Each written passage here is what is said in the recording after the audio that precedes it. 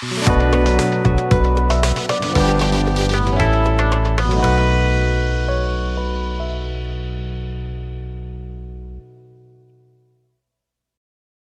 हिंद साथियों, विद्यापीठ study point में आप सभी साथियों का स्वागत है। आइए हम इस वीडियो में कवर करने वाले हैं बिहार पुलिस का जो पेपर नंबर 4 होगा। ये जो बुक है ये ज्ञान बिंदु पब्लिकेशन के द्वारा आया हुआ है और इसमें हर एक क्वेश्चन का डिस्कशन बहुत बेहतरीन दिया हुआ है। तो हर एक क्वेश्चन के साथ साथ डिस्कशन भी आप सही से देखिए और जो इम्पोर्टेंट फैक्ट लगे उसे अपने कॉपी में नोट डाउन कीजिए, ताकि जब एग्जाम का समय होगा तो आप कम समय में रिवीजन कर सकते हैं। तो चलिए हम आज की क्लास के शुरू करते हैं। चैनल पर नए हैं तो प्लीज़ चैनल को सब्सक्राइब करिए, बगल में बेल आइकन होगा उसको दबाइए ताकि जो भी हम वीडियो डालें उसका नोटिफिकेशन मिल सके।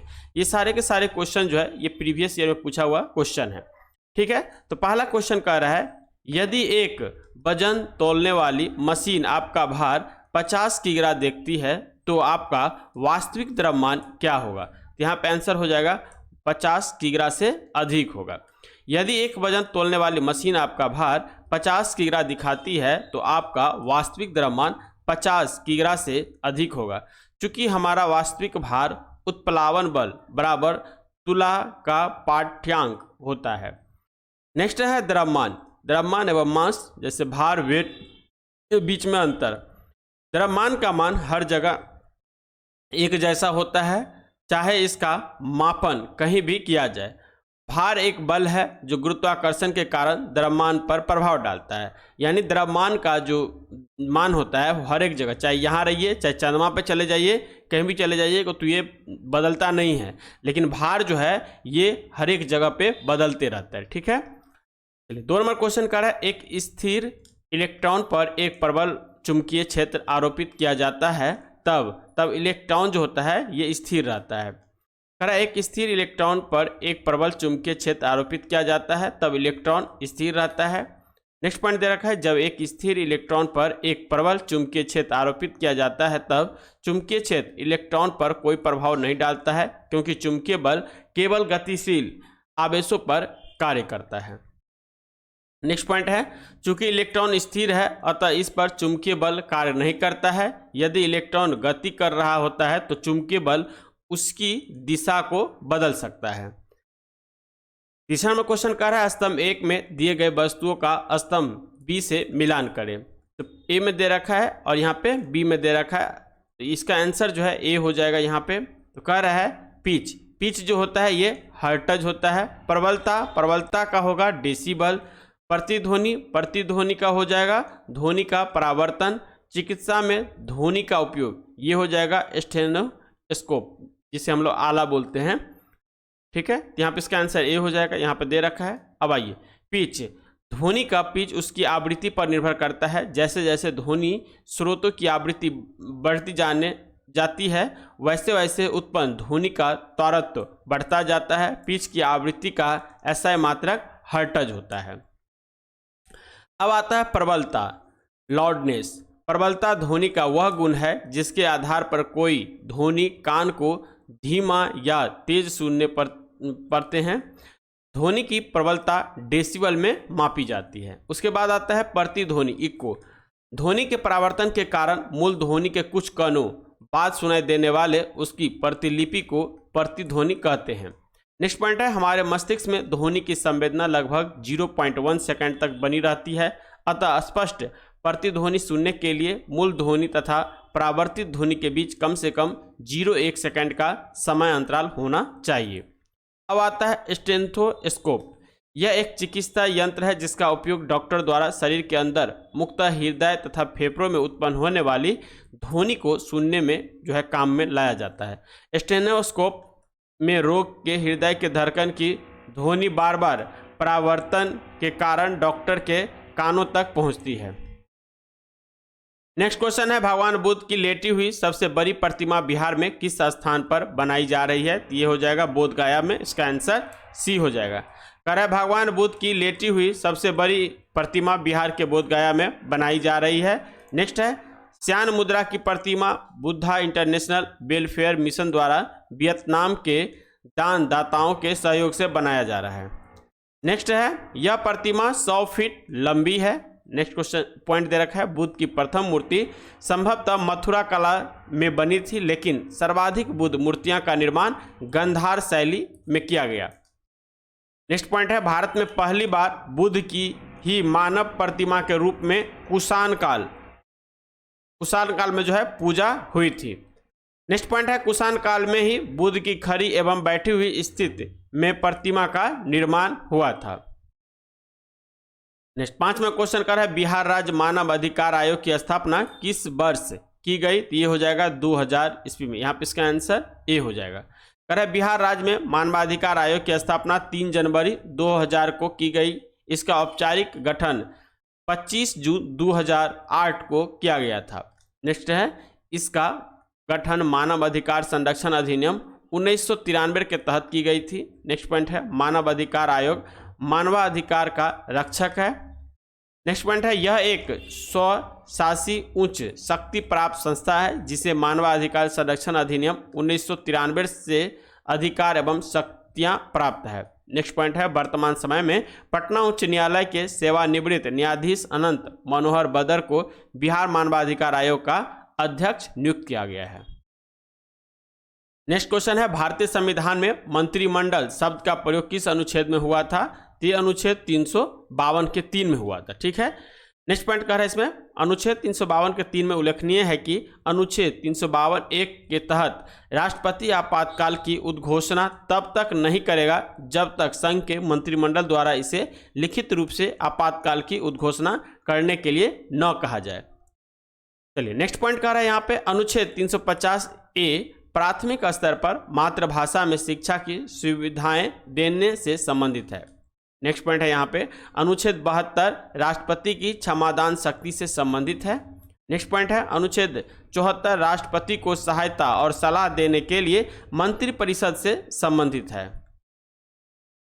नेक्स्ट पॉइंट है, अनुच्छेद 74 में वर्णित है कि राष्ट्रपति को सहायता और सलाह देने के लिए एक मंत्रिपरिषद होगी जिसका प्रधान प्रधानमंत्री होगा और राष्ट्रपति अपने कृत्यों का प्रयोग करने में ऐसी सलाह के अनुसार कार्य करेगा जो मंत्रिपरिषद दे।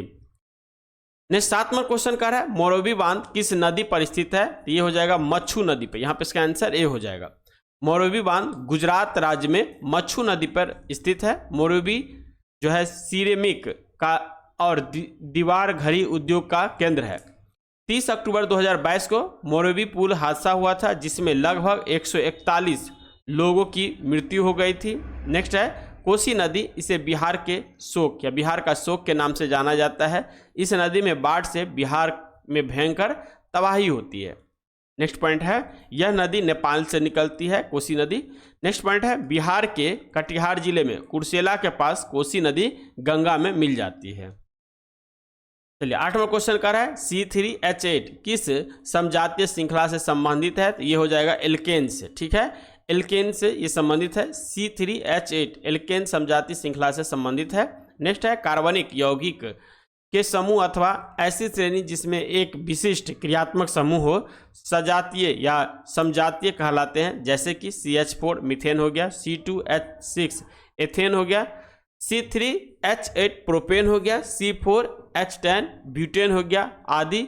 सीधी श्रृंखला एल्केन समूह से संबंधित है। चलिए 9 नंबर क्वेश्चन कर है, अधिक ऊंचाई पर द्रवों का क्वथनांक क्या होता है? तो ये गिरता है। ठीक है, कह रहा है अधिक ऊंचाई पर द्रवों का क्वथनांक गिरता है। इसका कारण है कि ऊंचाई पर वायुमंडल दाब कम होता है। नेक्स्ट पॉइंट है यहाँ पे, किसी द्रव का क्वथनांक वह ताप है जिस पर द्रव उबलने लगता है। नेक्स्ट पॉइंट है, एक सामान्य नियम के रूप में प्रत्येक 540 फीट की ऊंचाई पर क्वथनांक 1 डिग्री फ़ारेनहाइट कम होता है। नेक्स्ट पॉइंट है, ऊंचाई बढ़ने के साथ पानी के क्वथनांक कम होने की वजह से पर्वतों पर खाना पकाने में ज़्यादा समय लगता है। नेक्स्ट पॉइंट है, जल का क्वथनांक 100 डिग्री सी होता है। नेक्स्ट पॉइंट है, द्रवों में घुलनशील अशुद्धियां मिलाने पर उसका क्वथनांक बढ़ जाता है। नेक्स्ट पॉइंट है, दाब के बढ़ने से क्वथनांक का मान बढ़ जाता है और दाब के घटने से क्वथनांक का मान जो है ये घट जाता है। नेक्स्ट 10 नंबर क्वेश्चन का है, तेल एवं जल का मिश्रण पृथक किया जा सकता है। तो ये हो जाएगा पृथक्करण कीप के द्वारा। कह रहा है तेल एवं जल दोनों असमिश्रणीय होते हैं और घनत्व में अंतर के कारण अलग अलग परत बनाते हैं। तेल पानी से हल्का होने के कारण पानी पर तैरता रहता है। नेक्स्ट पॉइंट है पृथक्करण की सेपरेटिंग फिनल विधि। इसमें जो है तेल और पानी डालने पर तेल ऊपर की परत में एवं पानी नीचे की परत में जमा हो जाता है। निचले हिस्से से पानी निकाला जा सकता है और फिर तेल को अलग किया जा सकता है। चलिए नेक्स्ट 11वां क्वेश्चन कर है यूनानी इतिहासकार मेगास्थनीज और चीनी यात्री फायान ने निम्न में से किस स्थान के बारे में जीवंत विवरण दिया है? तो ये हो जाएगा पाटलिपुत्र के बारे में। यहाँ पे इसका आंसर सी हो जाएगा। कर है यूनानी इतिहासकार मेगास्थनीज और चीनी यात्री फायान ने पाटलिपुत्र के बारे में जीवंत विवरण दिया है। मेगास्थनीज यूनानी शासक सेल्यूकस निकेटर का दूत है जो 315 ईस्वी पूर्व में चंद्रगुप्त मौर्य के दरबार में पाटलिपुत्र आया था।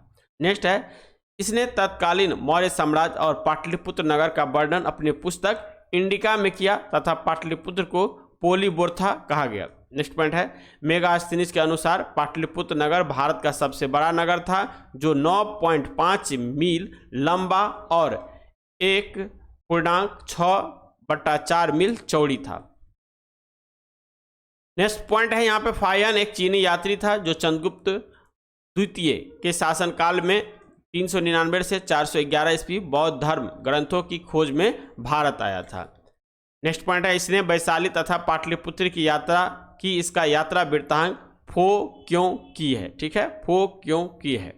नेक्स्ट है इसके पाटलिपुत्र के राजप्रसाद की भव्यता और सुंदरता को देखकर बताया कि यह मानव के द्वारा नहीं बल्कि देवताओं के द्वारा निर्मित है। नेक्स्ट पॉइंट है इसने विनिमय व्यवस्था में कौड़ियों के प्रचलन का उल्लेख किया है। चलिए 12 नंबर क्वेश्चन कर है रूस में डूमा का गठन कब किया? तो ये हुआ था 1905 ईस्वी में। कर है रूस में डूमा का गठन 1905 ईस्वी में प्रथम रूसी क्रांति के फलस्वरूप हुआ। नेक्स्ट पॉइंट है डूमा रूसी साम्राज्य में विधायी शक्ति का पहला प्रतिनिधि निकाय बनाया गया था। यह निचले सदन का गठन करता है। नेक्स्ट पॉइंट है डूमा की स्थापना जार निकोलसन द्वितीय के द्वारा 30 अक्टूबर 1905 में किया गया था। नेक्स्ट पॉइंट है डूमा के प्रमुख कार्य और शक्ति संघीय संवैधानिक और संघीय कानूनों को अपनाना, रूसी सरकार की गतिविधियां पर नियंत्रण। नेक्स्ट है केंद्रीय बैंक, लेखा चौवर और मानवाधिकार पर उच्चायुक्त के प्रमुखों की नियुक्ति एवं बर्खास्तगी। नेक्स्ट है माफी की घोषणा और अंतर्राष्ट्रीय संसदीय सहयोग के मुद्दे को निपटारा। नेक्स्ट पॉइंट है वर्ष 1917 में डूमा को बर्खास्त कर दिया गया। नेक्स्ट पॉइंट है प्रथम विश्व युद्ध के साथ साथ वर्ष 1917 में रूसी क्रांति भी शुरू हो गई थी। जार द्वारा डूमा के प्रमुख दलों से सलाह लेने से इनकार के कारण उसने रूसी जनता का समर्थन खो दिया, इसीलिए डूमा को बर्खास्त कर दिया गया। 13 नंबर क्वेश्चन कर रहा है बिहार में कुंवर सिंह ने अंग्रेजों से कब युद्ध किया जिसमें वह असफल रहे? तो ये हो जाएगा 2 अगस्त 1857 को। 2 अगस्त 1857 बिहार में कुंवर सिंह ने अंग्रेजों के युद्ध किया जिसमें वह असफल रहे। नेक्स्ट पॉइंट है 1857 की क्रांति के दौरान आरा पर कुंवर सिंह का अधिकार हो गया था। आरा पर अधिकार के लिए अंग्रेजों का पहला प्रयास विफल रहा। नेक्स्ट है दूसरा प्रयास मेजर विसेंट आयर के नेतृत्व में हुआ। उसने बीबीगंज की लड़ाई में कुंवर सिंह को 2 अगस्त 1857 को हरा दिया। 14 में क्वेश्चन कर रहा है NFSA के से क्या तात्पर्य है? इसका हो जाएगा राष्ट्रीय खाद्य सुरक्षा अधिनियम। यहाँ पे इसका आंसर सी हो जाएगा। इसी कर NFSA का तात्पर्य राष्ट्रीय खाद्य सुरक्षा अधिनियम नेशनल फूड सिक्योरिटी एक्ट है। यह अधिनियम 2013 में पारित किया गया था। इस अधिनियम के तहत पात्र लोगों को सब्सिडी वाला खाद्यान्न मिलते हैं। नेक्स्ट पॉइंट है परिक्षोपयोगी तथ्य। सरकार द्वारा खाद्य सुरक्षा हेतु शुरू किए गए विभिन्न कार्य। पहला है यहाँ पे सार्वजनिक वितरण प्रणाली PDS। यह प्रणाली वर्ष 1947 में शुरू की गई थी। नोट हो जाएगा सार्वजनिक वितरण प्रणाली विश्व में सबसे बड़ी वितरण प्रणाली है। दूसरा हो जाएगा लक्षित सार्वजनिक वितरण प्रणाली TPDS। इस प्रणाली को 1997 में लागू किया गया। उद्देश्य जो है इसके अंतर्गत लक्षित गरीबों की पहचान तथा उन तक पारदर्शी एवं उत्तरदायी ढंग से अनाज पहुंचाना था। तीसरा पॉइंट कर है एक राष्ट्र एक राशन कार्ड योजना। इस योजना के उद्देश्य लाभार्थी को देश में कहीं भी सब्सिडी युक्त अनाज लेने के लिए पात्र बनाना है। इसके लिए राशन कार्ड आधार कार्ड से लिंक होना चाहिए। चौथा है अंत्योदय अन्न योजना। ये 25 दिसंबर 2020 को शुरू किया गया। प्रधानमंत्री पोषण अन्न योजना मध्याह्न भोजन योजना की शुरुआत 1995 में केंद्र सरकार द्वारा की गई थी, जिसका नाम 2022 में बदलकर प्रधानमंत्री पोषण अन्न योजना कर दिया गया। नेक्स्ट है भारतवर्ष 2024 के वैश्विक भूखमरी सूचकांक में 27.3 स्कोर के साथ 127 देशों में 105वें स्थान पे है। नेक्स्ट है राज्य खाद्य सुरक्षा सूचकांक 2023-24। बिहार का स्थान इसमें देखिएगा तो 21वां है। प्रथम स्थान पे केरल है। उत्तर पूर्वी पर्वतीय राज्य में प्रथम स्थान नागालैंड का है। नेक्स्ट क्वेश्चन है डैश तुलनात्मक रूप में ज्ञान का एक नया क्षेत्र है जिसमें वैज्ञानिक, अर्थशास्त्र, दार्शनिक व अन्य सामाजिक विज्ञानी साथ साथ काम करते हैं। तो यहाँ पे आंसर हो जाएगा विकास सतत। करें सतत विकास या विकास की सततता का उद्देश्य अर्थव्यवस्था, पर्यावरण और सामाजिक कल्याण की जरूरत को संतुलन करना है। यह एक व्यापक क्षेत्र है जहां वैज्ञानिक, अर्थशास्त्र, दार्शनिक व अन्य सामाजिक विज्ञानी साथ साथ काम करते हैं। नेक्स्ट पॉइंट यहाँ पे दे रखा है सतत विकास वृद्धि और मानव विकास के लिए एक दृष्टिकोण है जिसका उद्देश्य भविष्य की पीढ़ियां की अपनी जरूरतों को पूरा करने की क्षमता से समझौता किए बिना वर्तमान की जरूरतों को पूरा करना है। नेक्स्ट हो जाएगा गरीबी व बेरोजगारी। गरीबी का मतलब है बुनियादी जरूरतें जैसे भोजन, कपड़े और मकान जैसी जरूरत को पूरा करने हेतु पर्याप्त धन न हो। उसके बाद नेक्स्ट आता है बेरोजगारी। ऐसी स्थिति जिसमें कोई व्यक्ति सक्रिय रूप से रोजगार की तलाश करता है लेकिन रोजगार पाने में असफल रहता है। उसके बाद आता है मुद्रास्फीति। अर्थव्यवस्था में वस्तुओं और सेवाओं की कीमतों में व्यापक वृद्धि से जो उपभोक्ता और व्यवसायियों दोनों की क्रय शक्ति को कम करते हैं।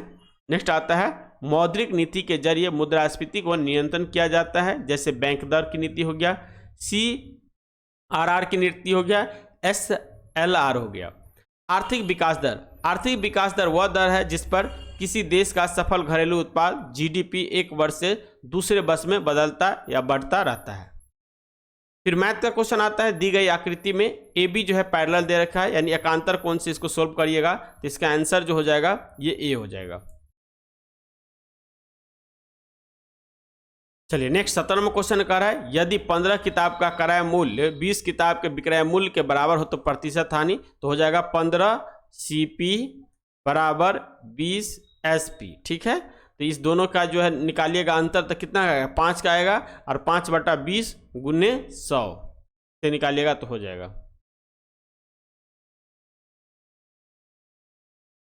नेक्स्ट कर रहा है यहाँ पे डेल्टा प्रदेश में उच्च भागों में पुरानी कौप मृदा को किस नाम से जाना जाता है, तो आंसर हो जाएगा बांगर नाम से। देखिए ये एक जलोढ़ मिट्टी का उदाहरण है। जलोढ़ मिट्टी दो प्रकार का होता है, एक होता है बांगर, दूसरा होता है खादर। तो जो नई मिट्टी जलोढ़ की होती है उसे बांगर बोलते हैं, जो पुरानी मिट्टी जो नई मिट्टी होता है उसे खादर बोलते हैं, जो पुरानी मिट्टी होता है उसके बांगर बोला जाता है।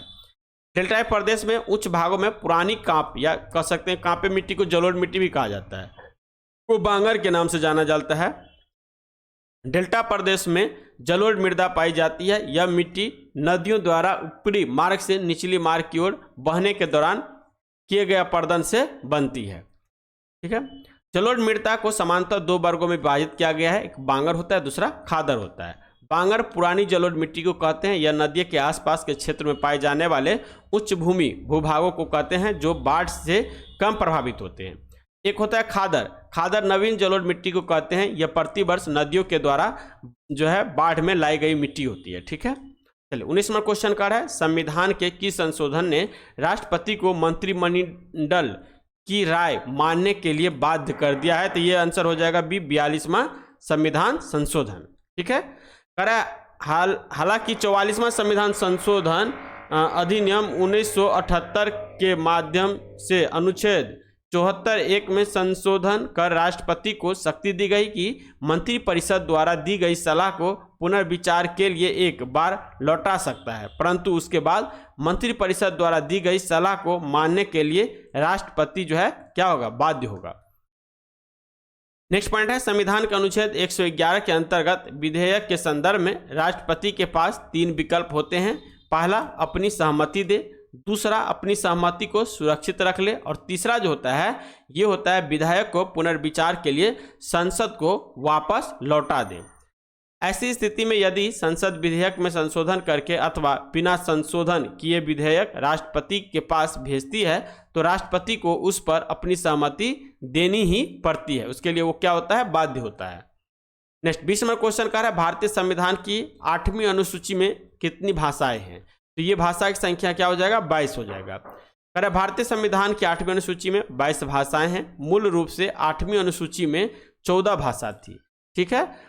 उसके बाद देखिए 21वां संविधान संशोधन अधिनियम 1967 के तहत सिंधी 8वीं अनुसूची में जो है जोड़ा गया। फिर 71वां संविधान संशोधन 1992 के तहत नमक, याद रखिएगा नमक, ठीक है, ये ट्रिक्स याद रखिएगा, तो हो जाएगा नेपाली, मणिपुरी और कोंकणी।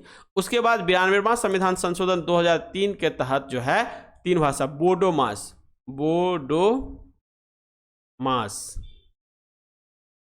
बोडो से क्या हो जाएगा, बोडो हो गया, फिर ये डो से डोंगरी हो गया, माँ से मैथिली हो गया, एस से संथाली हो गया, ये जोड़ा गया, ठीक है। चलिए 21 नंबर क्वेश्चन कर रहा है, अप्रैल 2024 में वाराणसी उत्तर प्रदेश की कौन सी मिठाई को जीआई टैग मिला? तो ये मिला था तिरंगा बर्फी को, ठीक है। भारत में जीआई टैग को वस्तुओं के भौगोलिक संकेत अधिनियम 1999 द्वारा विनियमित किया जाता है। अप्रैल 2024 में तिरंगा बर्फी के साथ साथ वाराणसी के एक अन्य उत्पादन जैसे ढलुआ मेटल क्राफ्ट को भी जीआई टैग दिया गया था। 75 जीआई टैग या जीआई उत्पादों के साथ उत्तर प्रदेश का स्थान प्रथम में है, जबकि तमिलनाडु 58 जीआई उत्पादों के साथ दूसरे स्थान पर है। जीआई टैग पाने वाला पहला भारतीय उत्पाद जो है वह दार्जिलिंग चाय, जिसे 2004 में मिला था। नेक्स्ट 22वां क्वेश्चन का है, निम्न से किन 2 देशों के मध्य संयुक्त सैन्य अभ्यास शक्ति 7 2024 का आयोजन उमरोई मेघालय में किया गया? तो ये हो जाएगा भारत और फ्रांस के बीच में। युद्ध अभ्यास शक्ति एक द्विवर्षीय प्रशिक्षण कार्यक्रम है जिसका पिछला संस्करण नवंबर 2021 में फ्रांस में आयोजित किया गया था। भारत और फ्रांस के बीच में 3 तरह का सैन्य अभ्यास होता है, जिसमें पहला है शक्ति, दूसरा है वरुण और तीसरा जो हो जाएगा ये हो जाएगा गरुड़, ठीक है। वरुण है यह भारत फ्रांस के बीच में होने वाले नौसैनिक अभ्यास है, ये वर्ष 1993 से आयोजित हो रहा है। गरुड़ भारत और फ्रांस के बीच में वायुसेना के बीच होने वाले संयुक्त सैन्य अभ्यास है। नेक्स्ट 23वां क्वेश्चन कर रहा है, बिहार के संदर्भ में मिशन दक्ष निम्नलिखित में से किस क्षेत्र से संबंधित है? ये शिक्षा से संबंधित है, यहाँ पे इसका आंसर सी हो जाएगा, ठीक है। मिशन दक्ष बिहार सरकार द्वारा सरकारी स्कूलों में छात्र के शैक्षणिक प्रदर्शन को बेहतरीन बनाने के लिए शुरू किया गया एक कार्यक्रम है। नेक्स्ट पॉइंट है, कार्यक्रम का लक्ष्य शैक्षणिक रूप से संघर्ष कर रहे छात्रों को विशेष कक्षा प्रदान करके स्कूल छोड़ने की दर को कम करना है। नेक्स्ट पॉइंट है, यह कार्यक्रम 1 दिसंबर 2023 को शुरू किया गया था। नेक्स्ट है, इस कार्यक्रम में कक्षा 3 से 8 तक के लगभग 25 लाख विद्यार्थी को शामिल करना है। नेक्स्ट पॉइंट है, इस कार्यक्रम का उद्देश्य प्रति शिक्षक छात्रों की संख्या 5 तक सीमित करके छात्रों पर व्यक्तिगत ध्यान देना, यदि पर्याप्त शिक्षक नहीं है तो मदद के लिए हाई स्कूल के शिक्षकों को बुलाया जा सकता है। नेक्स्ट पॉइंट है, कार्यक्रम में दोपहर के भोजन के बाद हिंदी, गणित, अंग्रेजी की विशेष कक्षा शामिल है। नेक्स्ट पॉइंट है, राज्य भर में 60,000 से अधिक स्कूलों में कक्षाएं अपराह्न 3:30 से 4:15 बजे के बीच आयोजित की जाती है। नेक्स्ट है, जिला मजिस्ट्रेट के नेतृत्व में जिलावार निगरानी समिति कार्यक्रम के जो है कार्यान्वयन की निगरानी करेगी। नेक्स्ट इंग्लिश का क्वेश्चन है, ये कर रहा है, read the sentence careful and select from the option given below what type of part of speech the underline word belong to. I hurt myself, इसका आंसर होगा सी, ठीक है। चलिए नेक्स्ट क्वेश्चन है, हम्मुराबी की विधि संहिता किस सभ्यता की देन है? तो ये हो जाएगा बेबीलोनिया। हम्मुराबी की विधि संहिता बेबीलोनिया की सभ्यता की देन है। नेक्स्ट पॉइंट है हम्मुराबी संहिता 282 कानूनों का एक समूह था जिसे बेबीलोन के राजा हम्मुराबी ने पत्थर पर खुदवाया था। नेक्स्ट पॉइंट है हम्मुराबी की संहिता प्रतिशोधात्मक न्याय के कानून का उदाहरण है जिसे लैक्स टेलियोनिस के नाम से जाना जाता है। नेक्स्ट पॉइंट है इसे आंख के बदले आंख और दांत के बदले दांत की अवधारणा द्वारा परिभाषित किया गया है। नेक्स्ट पॉइंट है यहाँ पे इस संहिता ने वाणिज्य, विवाह और तलाक, गुलामी, कर्ज और विभिन्न अपराधों की सजा के बारे में कानून स्थापित किए हैं। नेक्स्ट पॉइंट है यह संहिता 1750 ईस्वी पूर्व हम्मुराबी के शासनकाल के दौरान लिखी गई थी। नेक्स्ट क्वेश्चन है ईश्वर के अमृत की पूजा को कहा जाता है, तो यह हो जाएगा निर्गुण भक्ति। ईश्वर की अमृत की पूजा को निर्गुण भक्ति कहा जाता है। इस भक्ति के अंतर्गत ईश्वर की पूजा निराकार रूप में किया जाता है। इस भक्ति में भक्त ईश्वर को किसी रूप या गुण विशेषता में नहीं बांधते हैं। नेक्स्ट क्वेश्चन है ओपन ऑफिस स्प्रेडशीट में निम्न में से कौन सा वाट एनामिसिंग टूल नहीं है, तो यहाँ पे आंसर हो जाएगा इसका C, track change. OpenOffice spreadsheet में ट्रैक चेंज नहीं होता है। इसमें व्यावसायिक दस्तावेज में संशोधित करते समय ट्रैक चेंजेज की सुविधा चालू कर सकते हैं ताकि नवीनतम संशोधन आसानी से मिल सके, परंतु पूरे दस्तावेज में संपादित नहीं कर सकते हैं। नेक्स्ट पॉइंट है ओपन ऑफिस स्प्रेडशीट में दस्तावेज, राइटर, प्रस्तुतिकरण, impress, spreadsheet, Calc, graphics, draw, गणितीय सूत्र, मैथ और डेटाबेस आदि होता है। नेक्स्ट पॉइंट है ओपन ऑफिस स्प्रेडशीट में जो है 10240000 कॉलम के साथ अधिकतम 65,536 पंक्तियां होती है, जिसमें अधिकतम 256 सीट हैं। नेक्स्ट पॉइंट है स्प्रेडशीट की विशेषताएं। गणित सभी सूत्रों का उपयोग किया जाता है। कोशिकाओं में मौजूद डेटा के आधार पर ग्राफ और चार्ट बनाना काफ़ी आसान है। नेक्स्ट पॉइंट है यहाँ पे डेटा का फॉर्मेट करना काफ़ी आसान है और कुशल है। नेक्स्ट पॉइंट है कोशिकाओं में डेटा प्रविष्ट करना आसान होता है। नेक्स्ट है तार्किक तुलना आसानी से की जा सकती है। चलिए नेक्स्ट क्वेश्चन कर है 28 नंबर। कंप्यूटर प्रोग्राम या सॉफ्टवेयर को बिना लाइसेंस और अनाधिकृत प्रतियों का उपयोग या वितरण करना कहलाता है, तो ये हो जाएगा सॉफ्टवेयर पायरेसिंग। सॉफ्टवेयर पायरेसिंग, यहाँ पे इसका आंसर ये हो जाएगा। कह रहा है कंप्यूटर प्रोग्राम या सॉफ्टवेयर को बिना लाइसेंस और अनाधिकृत प्रतियों का उपयोग या वितरण करना सॉफ्टवेयर पायरेसिस कहलाता है। नेक्स्ट पॉइंट है सॉफ्टवेयर पायरेसिस सॉफ्टवेयर की अवैध नकल, साझाकरण, बिक्री या उपयोग वितरण है, चाहे वह जानबूझकर हो या नहीं। नेक्स्ट पॉइंट है हैकिंग उन गतिविधियों को संदर्भित करता है जो कंप्यूटर, स्मार्टफोन, टैबलेट और यहाँ तक कि पूरे नेटवर्क जैसे डिजिटल उपकरणों से समझौता करना चाहते हैं। नेक्स्ट पॉइंट है ऑनलाइन प्रीटेंडिंग में जो है ऑनलाइन प्रीटेडर्स ऐसे इंटरनेट उपयोगकर्ता जो बच्चों एवं किशोरों या यौन व हिंसक प्रयोजन के लिए शोषण करते हैं। नेक्स्ट पॉइंट है यहाँ पे इसके तहत ग्रूमिंग यौन गतिविधियों में लगाना, सामग्री एवं चित्रों का अवांछित प्रदर्शन, ऑनलाइन उत्पीड़न, जोखिम या भय की धमकियाँ इत्यादि। अब आता है ऑनलाइन स्कैम। इस तरह इंटरनेट का उपयोग करके वित्तीय लाभ हेतु या धोखा देने के उद्देश्य से प्रयोग किया जाता है। नेक्स्ट है ऑनलाइन फ्रॉड। कई तरह के होते हैं, जैसे में देखिए ऑनलाइन घोटाला हो गया, स्पैम हो गया, पहचान की चोरी हो गया, पहचान धोखा हो गया, खाते से ऑनलाइन उत्पाद खरीदना हो गया, चेन लेटर इत्यादि शामिल है। नेक्स्ट 29वां क्वेश्चन कर रहा है मानव को अंतरिक्ष में भेजे जाने वाले भारतीय महत्वाकांक्षी अभियान का नाम बताइए, तो हो जाएगा गगनयान, यहाँ पे सी। गगनयान मिशन भारत का पहला मानव अंतरिक्ष उड़ान मिशन है। नेक्स्ट पॉइंट है इस मिशन का लक्ष्य अंतरिक्ष यात्रियों के एक दल को 3 दिवसीय मिशन के लिए पृथ्वी के चारों ओर 400 किलोमीटर की कक्षा में भेजना है और फिर उन्हें सुरक्षित वापस लाना है। नेक्स्ट पॉइंट है यहाँ पे, गगनयान मिशन के लिए इसरो के भरोसेमंद हैवी लिफ्ट लॉन्चर LVM-3 को चुना गया है, जिसे मानव को ले जाने के लिए खास बनाया गया है और इसका नाम HLVM-3 रखा गया है। नेक्स्ट पॉइंट है, चंद्रयान 3 को भी इसरो के LVM-3 रॉकेट से लॉन्च किया गया था। नेक्स्ट पॉइंट है, प्रधानमंत्री मोदी ने फरवरी 2024 में गगनयान मिशन के लिए 4 अंतरिक्ष यात्रियों के नाम की घोषणा की थी। पहला जो था वह था ग्रुप कैप्टन प्रशांत बालकृष्णन नायर, दूसरा जो था ग्रुप कैप्टन अजीत कृष्णन, तीसरा है ग्रुप कैप्टन अंगद प्रताप और चौथा जो है विंग कमांडर शुभांशु शुक्ला। इसरो की महत्वाकांक्षी गगनयान मिशन साल 2026 के अंत तक लॉन्च हो जाएगा।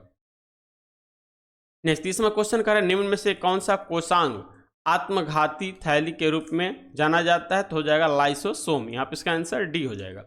लाइसोसोम को आत्मघाती थैली के रूप में जाना जाता है। यह बहुत ही सूक्ष्म कोशांग हैं जो छोटे छोटे पुटिकाओं के रूप में पाए जाते हैं। नेक्स्ट पॉइंट है, इसमें ऐसे एंजाइम्स होते हैं जिनमें जीव द्रव को घुला देने या नष्ट कर देने की क्षमता होती है। नेक्स्ट है, कोशिकीय उपापचय में व्यवधान के कारण जब कोशिका क्षतिग्रस्त हो जाती है तो लाइसोसोम फट जाता है एवं इनमें मौजूदा एंजाइम अपनी ही कोशिकाओं को पाचित कर देती है। इसके परिणाम स्वरूप कोशिका की मृत्यु हो जाती है। अतः लाइसोसोम को आत्मघाती की थैली कहते हैं। नेक्स्ट पॉइंट है, यह अंतःकोशिकीय पादप को साफ करता है। इसकी खोज क्रिस्टल टी डुबे ने जो है 1955 में की थी। नेक्स्ट क्वेश्चन है इंग्लिश का, fill in the blank. He listens to me partly dash he has angry. यहाँ पे इसका आंसर हो जाएगा थ्रू। यहाँ पे इसका आंसर ए हो जाएगा। फिर है फिल इन द ब्लैंक, यहाँ भरिएगा 32 का आंसर ए हो जाएगा an. We have an breakfast at night. 8 है, ठीक है। नेक्स्ट क्वेश्चन है, गेटनर ग्लोबल हेल्थ अवार्ड 2024 के विजेता कौन है? तो यहाँ पे हो जाएगा डॉक्टर गगनदीप कांग। डॉक्टर गगनदीप कांग को गेटनर ग्लोबल हेल्थ अवार्ड 2024 से सम्मानित किया गया। Doctor Gagandeep Kang Canada Gairdner global health award जीतने वाले पहले भारतीय महिला बनी थी। नेक्स्ट है, डॉक्टर कांग को यह पुरस्कार बच्चों में आंत रोगों और जीवन पर उनके प्रभावों पर व्यापक समूह आधारित महामारी विज्ञान, पर्यावरण और नैदानिक परीक्षण अनुसंधान के लिए दिया गया है। नेक्स्ट है, यह पुरस्कार प्रतिवर्ष उन शोधकर्ताओं को प्रदान किया जाता है जिन्होंने विश्व स्तर पर स्वास्थ्य असमताएं का सम्मान कर रही है, आबादी के स्वास्थ्य और कल्याण में सुधार के लिए तर्कसंगत वैज्ञानिक रूप से आधारित अनुसंधान का उपयोग किया है। नेक्स्ट पॉइंट है, कनाडा गेटनर पुरस्कारों के बारे में कुछ महत्वपूर्ण बातें। पहला पॉइंट है, 1957 में परोपकारी जेम्स ए गेटनर के दान से स्थापित गेटनर फाउंडेशन एक गैर लाभकारी संगठन है जो दुनिया भर में बायोमेडिकल अनुसंधान में उत्कृष्ट उपलब्धि को स्वीकार करता है। नेक्स्ट पॉइंट है यहाँ पे, गेटनर पुरस्कार 1957 से गेटनर फाउंडेशन द्वारा प्रतिवर्ष जो है प्रस्तुत किया जाता है। नेक्स्ट 34वां क्वेश्चन कर रहा है, निम्नलिखित में से कौन सी मिसाइल प्रणाली क्रूज मिसाइल का उदाहरण है? तो यहाँ पे आंसर हो जाएगा ब्रह्मोस।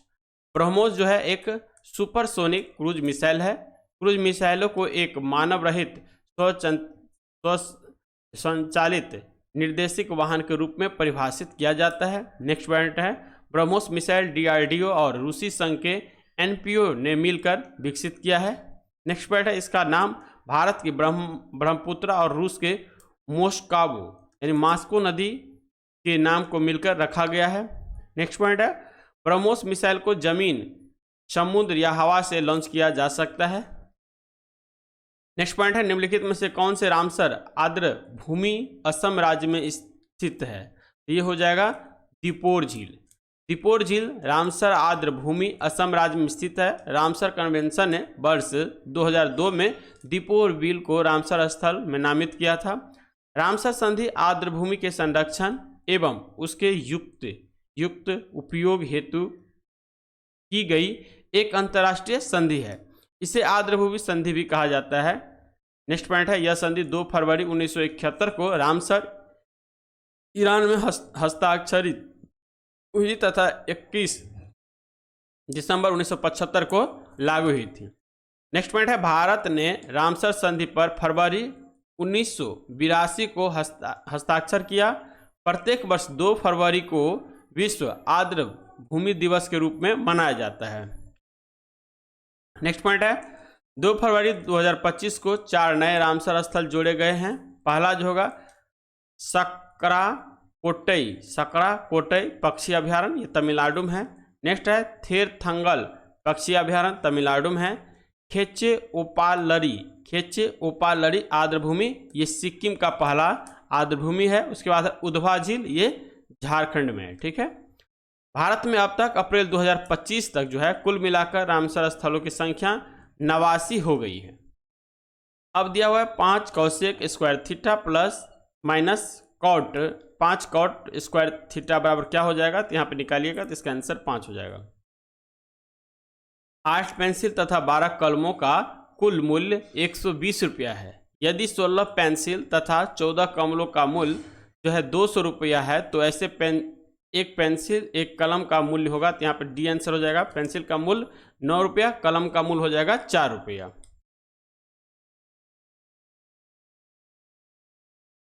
38वां क्वेश्चन का है, एक म्यूजिकल चेयर गेम में जो व्यक्ति संगीत बजा रहा है उसे सलाह दी गई है कि वह संगीत प्रारंभ कर 5 मिनट में कभी कभी संगीत बंद कर दे। इसकी एक प्रारूप है कि संगीत प्रारंभ होने के पहले 2 मिनट के अंदर बंद हो जाएगा। ये हो जाएगा इसका आंसर 2/5। ठीक है, यहाँ पे इसका डिस्कशन दे रखा है। संगीत कभी भी 5 मिनट के अंतराल बोले अंदर बंद हो सकता है, यानी वह समय अंतराल 0-5 मिनट के बीच कोई भी हो सकता है।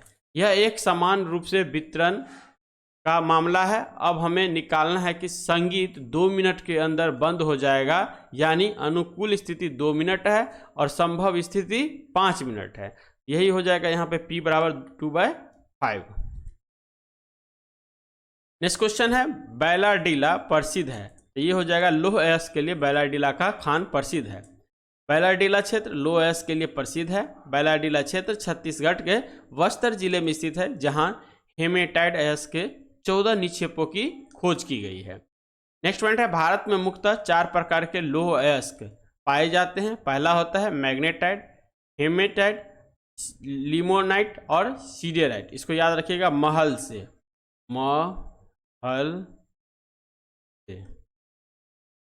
म से हो गया क्या, मैग्नेटाइट, ह से हेमेटाइट, ल से लिमोनाइट और से सीडेराइट।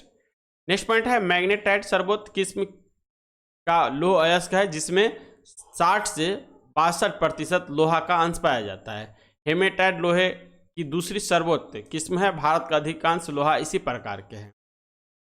अब लौह अयस्क के उत्पादन का क्षेत्र, उड़ीसा में जाइएगा तो गुरुम, किसानी, बादाम की पहाड़ी हो जाएगा। छत्तीसगढ़ में दिल्ली, राजहरा, बैलाडीला, दंतेवाड़ा, बस्तर, बिलासपुर। झारखंड में है नोआ मुंडी, पलामू, सिंदूरपुर। कर्नाटक में है बेल्लारी, शिमोगा, चित्रदुर्ग, कुद्रेमुख, बाबा बुदन। उसके बाद आंध्र प्रदेश में है वारंगल, कुर्नूल, रमलाकोटा और नेल्लोर। ये सारे लौह अयस्क खान हैं। चलिए अब आता है कथन कारण वाला क्वेश्चन 40 नंबर का। कह रहा है शिवालिक की तलहटी में भावर प्रदेश का निर्माण पाया जाता है। दूसरा जो कथन है वो कह रहा है नदियां पर्वतों से नीचे उतरते समय तलहटी में कंकर पत्थर का निक्षेपण जो है करती है। यहाँ पे दोनों सही है और एक के दो जो है व्याख्या भी करता ही है। कह रहा है उत्तर भारत में शिवालिक के गिरिपद प्रदेश में सिंधु नदी से तीस्ता नदी तक के क्षेत्र को भावर कहा जाता है। नेक्स्ट पॉइंट है यह भूभाग हिमालय नदियों द्वारा लाए गए पत्थर, कंकर, बजरी आदि के जमाव से बना है। नेक्स्ट पॉइंट है भावर प्रदेश की चौड़ाई सामान्यतः 8 से 10 किलोमीटर है। नेक्स्ट पॉइंट है इस प्रदेश में छोटी नदियां पत्थर, कंकर, बजरी के नीचे प्रभावित होने के कारण अदृश्य हो जाती है। नेक्स्ट पॉइंट है यह क्षेत्र कृषि के लिए उपयुक्त नहीं होता है। 41वां क्वेश्चन है भारत की राष्ट्रीय जनसंख्या नीति के संदर्भ में निम्न में से कौन सा कथन सत्य है? तो यहाँ पे आंसर हो जाएगा 14 वर्ष की आयु तक निःशुल्क एवं अनिवार्य शिक्षा का प्रावधान। कर है 14 वर्ष की आयु तक निःशुल्क एवं अनिवार्य शिक्षा का प्रावधान है, यह कथन सत्य है। अन्य सभी कथन जो है वो असत्य है। राष्ट्रीय जनसंख्या नीति सन 2000 ईस्वी में घोषित की गई थी। इस नीति के अनुसार 2045 तक जनसंख्या स्थिरीकरण का लक्ष्य रखा गया था। नेक्स्ट पॉइंट है राष्ट्रीय जनसंख्या नीति की महत्वपूर्ण विशेषताएं निम्नलिखित हैं। पहला जो है 14 वर्ष की आयु तक स्कूली शिक्षा निःशुल्क और अनिवार्य बनाना तथा लड़के और लड़कियों दोनों की स्कूल छोड़ने की दर को कम करना। दूसरा जो है देश की शिशु मृत्यु दर को घटाकर प्रति 1000 जीवित जन्मों पर 30 से कम करना। तीसरा है मातृ मृत्यु दर को प्रति 1 लाख जीवित जन्मों पर 100 से कम करना। चौथा लक्ष्य जो है वह है लड़कियों की देरी से शादी को प्रोत्साहन करना। नेक्स्ट है 80% संस्थागत प्रसव तथा 100% प्रशिक्षित व्यक्तियों द्वारा प्रसव करना आदि। 42वां क्वेश्चन का है भारत के ऊनी वस्त्र उद्योग का प्रारंभ किस वर्ष हुआ था? तो ये हुआ था 1876 में। इसका आंसर बी हो जाएगा। कह रहा है भारत ऊनी वस्त्र उद्योग का प्रारंभ वर्ष 1876 ईस्वी में कानपुर से हुई थी। इसका नाम ब्रिटिश इंडिया कॉरपोरेशन था। नेक्स्ट पॉइंट है भारत में ऊनी वस्त्र की दूसरी मिल वर्ष 1881 में धारीवाल पंजाब में स्थापित की गई थी। नेक्स्ट है ऊनी वस्त्र उद्योग के प्रमुख केंद्र। पंजाब में जाइएगा तो देखिए धारीवाड़ा है, अमृतसर है, लुधियाना है एवं चंडीगढ़ है। वहीं महाराष्ट्र में जाइएगा तब आ जाता है सूत्री ऊनी वस्त्र का उद्योग में मुंबई, थाने, जलगांव, अमरनाथ, अमलनेर। उत्तर प्रदेश में है कानपुर में, मोदी नगर में, शाहजहांपुर में, मिर्जापुर में और भदोई में। नेक्स्ट पॉइंट है सूती वस्त्र उद्योग की स्थापना 1818 ईस्वी में हुई थी। भारत में उर्वरक उद्योग की शुरुआत 1906 में तमिलनाडु के रानीपेट में हुई थी। यहाँ सिंगल सुपर फॉस्फेट की पहली विनिर्माण इकाई जो है इसकी स्थापना की गई थी। नेक्स्ट पॉइंट है भारत की पहली औद्योगिक नीति 6 अप्रैल 1948 को तत्काल उद्योग एवं वाणिज्य मंत्री डॉक्टर श्यामा प्रसाद मुखर्जी द्वारा जारी किया गया था। नेक्स्ट पॉइंट है यहाँ पे औद्योगिक नीति 1991 तत्कालीन प्रधानमंत्री पीवी नरसिम्हा राव के नेतृत्व में 24 जुलाई 1991 को लोकसभा में उद्योग राज्य मंत्री श्री पीजे कुरियन ने उद्योग नीति 1991 की घोषणा की। नेक्स्ट पॉइंट है यहाँ पे नई उद्योग नीति द्वारा देश में बृहद आर्थिक सुधारों की एक प्रक्रिया की शुरुआत की गई। इस नीति के तहत भारत में एलपीजी नीति अपनाया गया, जिसमें एल का मतलब होता है लिबरलाइजेशन उदारीकरण की नीति, पी का मतलब होता है प्राइवेटाइजेशन निजीकरण की नीति और जी का मतलब होता है ग्लोबलाइजेशन यानी वैश्वीकरण की नीति। नेक्स्ट 43वां क्वेश्चन कह रहा है भारत में उद्योग का वार्षिक सर्वेक्षण डैश द्वारा किया जाता है। तो आंसर हो जाएगा सांख्यिकी एवं कार्यक्रम कार्यान्वयन मंत्रालय द्वारा।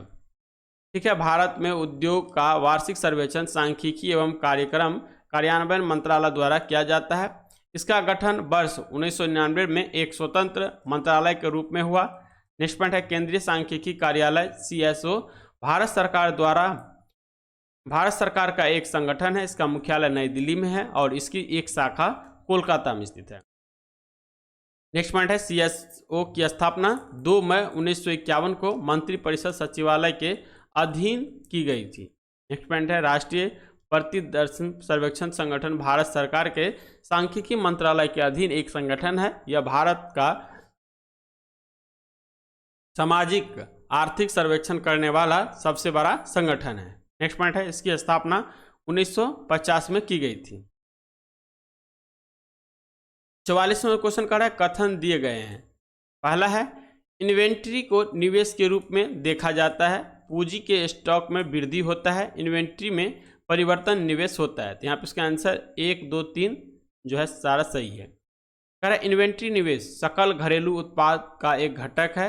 किसी दिए गए वर्ष में उत्पादित वस्तु या उत्पादन और बेची गई वस्तु यानी बिक्री के बीच के अंतर को इन्वेंट्री निवेश कहा जाता है। इन्वेंट्री निवेश उत्पादन माइनस बिक्री होता है।